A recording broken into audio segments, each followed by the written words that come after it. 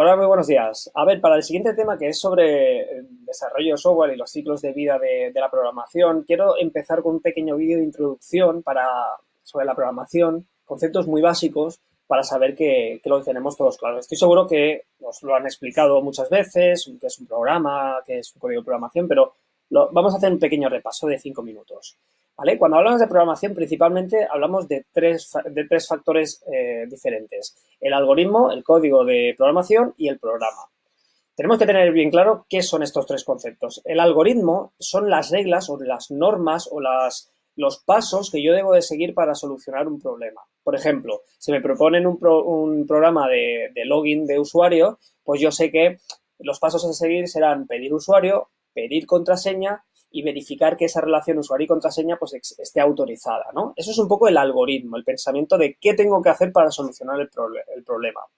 Luego vendría la programación, que es en el lenguaje de programa que nosotros elijamos, C, PHP, JavaScript, etcétera, escribir las líneas para poder solventar, digamos, esos pasos que yo he decidido en el algoritmo. Pues yo sé que puedo pedir el usuario con el systemin, yo puedo comparar con un if, etcétera, etcétera, ¿no? Entonces escribes el código de programación. Y por último, viene el programa, que es, digamos, el producto resultante a la programación, lo que das al usuario. Una vez quedado claro estos tres conceptos, vamos a ver las características que nuestro algoritmo y, por lo tanto, nuestro lenguaje de programación ha de tener. Primero es que sea finito. Esta característica, aunque parezca obvia, muchas veces no se cumple porque nos empezamos a embarcar en proyectos en el que le vamos añadiendo características y características, o sea, nos venimos arriba. De un simple login lo convertimos en una autentificación de 3 pasos con verificación con huella digital, etcétera, etcétera, ¿vale? ¿Por qué? Porque, bueno, pues nos venimos arriba y vamos poniendo características. Es importante definir qué es lo que tiene que hacer un programa, definirlo al principio y ceñirnos a eso, ¿de acuerdo? Tiene que ser finito. Legible, esto es algo que los profesores siempre os decimos. Legible, ¿qué quiere decir? Que escribas un código que entienda a alguien más aparte de ti. ¿Por qué? Porque normalmente en los programas va a participar mucha gente, tu código va a ser visto por otras personas que a lo mejor lo tienen que modificar y tienen que saber qué has escrito, ¿vale? Por lo tanto, esto se logra a lo largo de la experiencia, se va homogeneizando y simplificando el código de programación. Al principio, cuando más o menos resolvemos los problemas como buenamente podemos, si vemos que hacemos algo muy raro, pues lo que tenemos que hacer es comentarlo para que quede claro.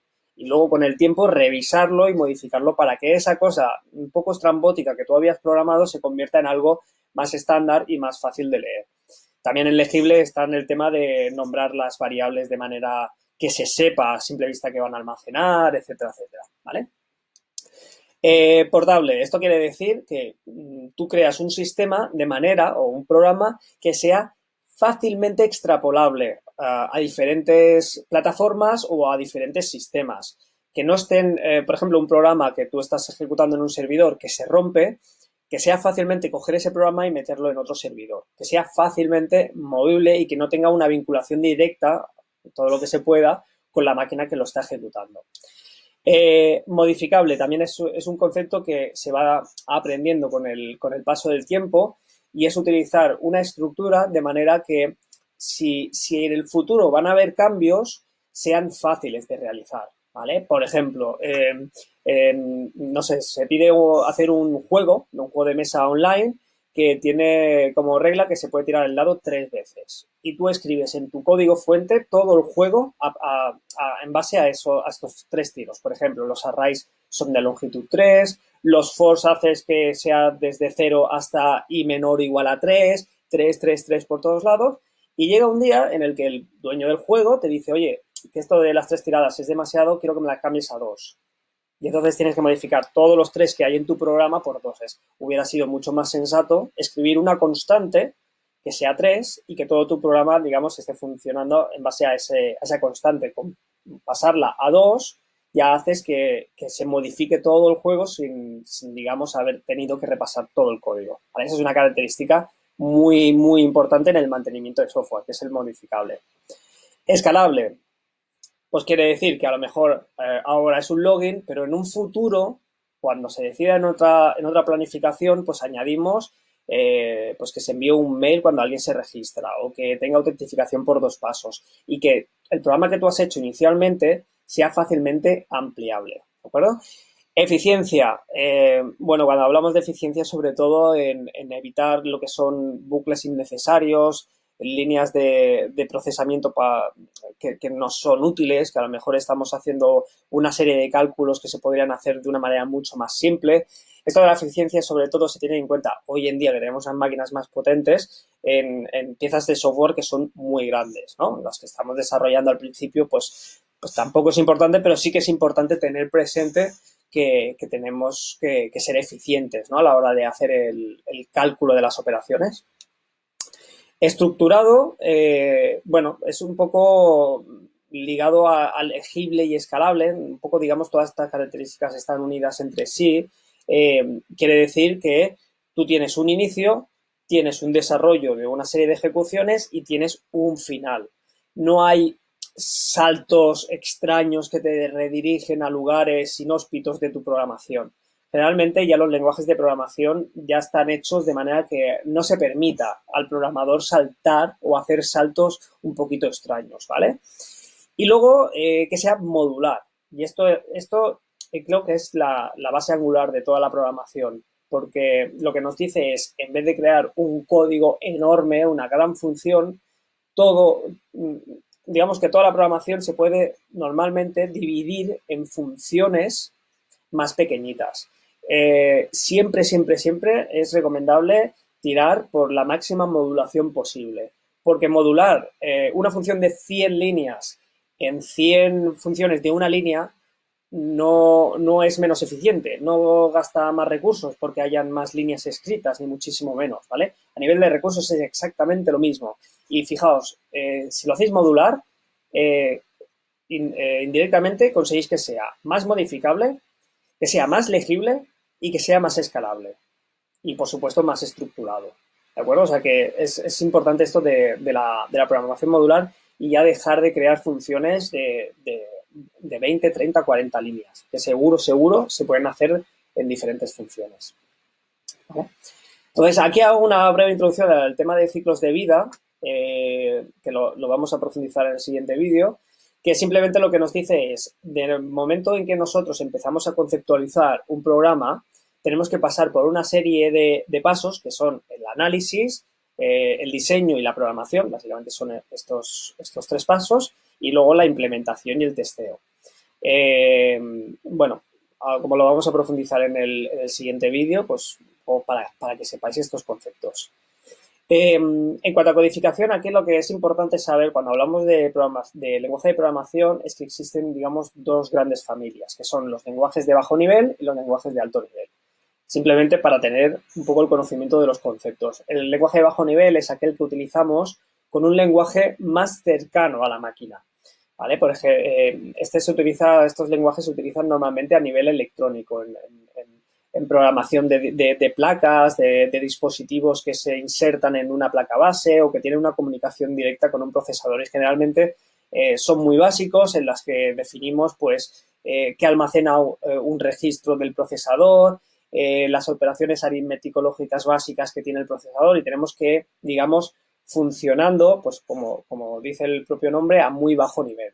Y luego tenemos lo que a nosotros nos importa como programadores, el lenguaje de alto nivel, que es aquel que se aproxima más al lenguaje humano, en el que escribimos muchísimas más líneas, porque evidentemente el bajo nivel es más concreto, y podemos poner las variables con los nombres que nosotros queramos, se entiende un if o un while, tiene similitud con nuestro lenguaje, sabemos qué significa que es un condicional o un bucle, ¿vale? Etcétera, etcétera. Simplemente que existen estas 2 familias.